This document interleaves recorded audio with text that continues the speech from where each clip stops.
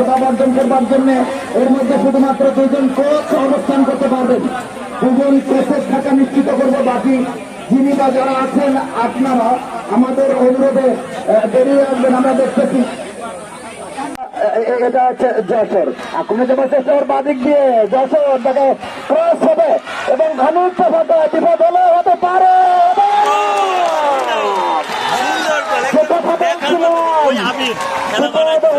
হতে পারে বিষয়টি কিন্তু হয়ে গেল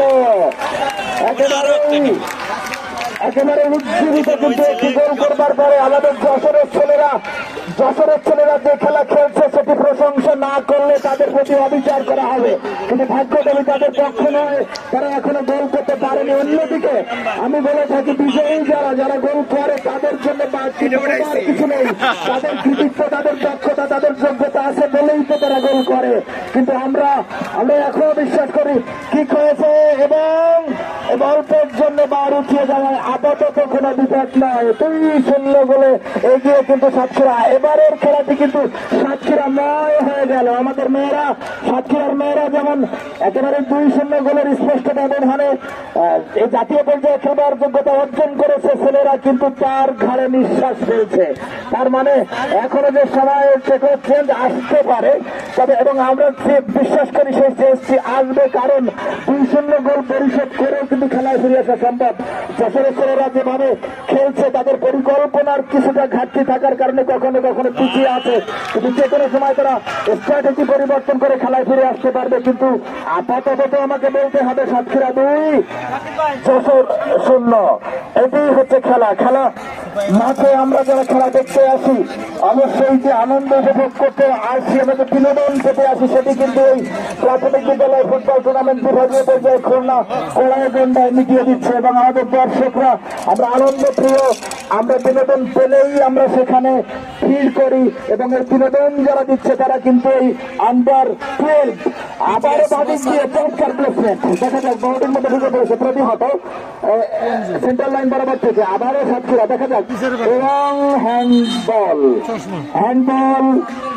ফ্রি ক্লাব করেছে। কিন্তু যশোর যারা 0-2 গোলে পিছিয়ে প্রাণপণ চেষ্টা করছে এই গোলের বন্ধত্ব, তাদের দলের গোলের বন্ধত্ব অন্তত পক্ষে ঘোচাতে। দেখা যাক সময় বাকিটা কি বলে।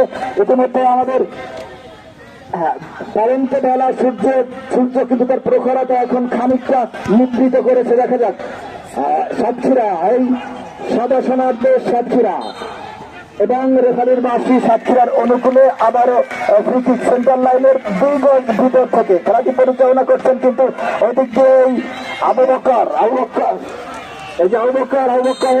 ম্যাচ পরিচালনার ক্ষেত্রে এতটুকু অন্তর্ভুক্ত থাকে। আবারও কিন্তু কোন ক্রমে প্রতিহত কর্নার কিকের বিনিময় এখন কিন্তু গোল করবার জন্য সেটা কিন্তু পেয়ে বসেছে সাতক্ষীরাকে। অন্যদিকে যশোর চেষ্টা করছে, সর্বসাধ্যের মধ্যে চেষ্টা করছে কিভাবে খেলায় তারা ফিরে আসতে পারে।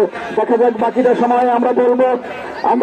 আমি যশোরের উদ্দেশ্যে বলতে চাই এটি কোনো বিষয় নয়, এটি গোল পরিশোধ করা সম্ভব। অবশ্যই তোমরা আপন হতে বাহির হয়ে বাইরে দেওয়া, এটি একটা কথা আছে, নিজে থেকে বাহির হয়ে দলের জন্য কাজ করতে হবে। এবং আবারও সাতক্ষীরার আমাদের এই যে আন্ডার-12 তাদের যে দক্ষতা, তাদের যে ফুটবল সেন্স, সেটি কিন্তু পরিণত ফুটবলের দিয়েছেন এবং তাদের প্রতি কৃতজ্ঞতা প্রকাশ করছি, সরাসরি কৃতজ্ঞতা প্রকাশ করছি। আমাদের তথ্য অফিসের যারা, আমাদের fire service and civil defence, আমাদের স্বাস্থ্য বিভাগ যারা আমাদের এখানে শিক্ষার্থীদের জন্য স্বাস্থ্য সেবা নিশ্চিত করবার জন্য এখানে কাজ করেছেন, আমাদের সাংবাদিক ভাইরা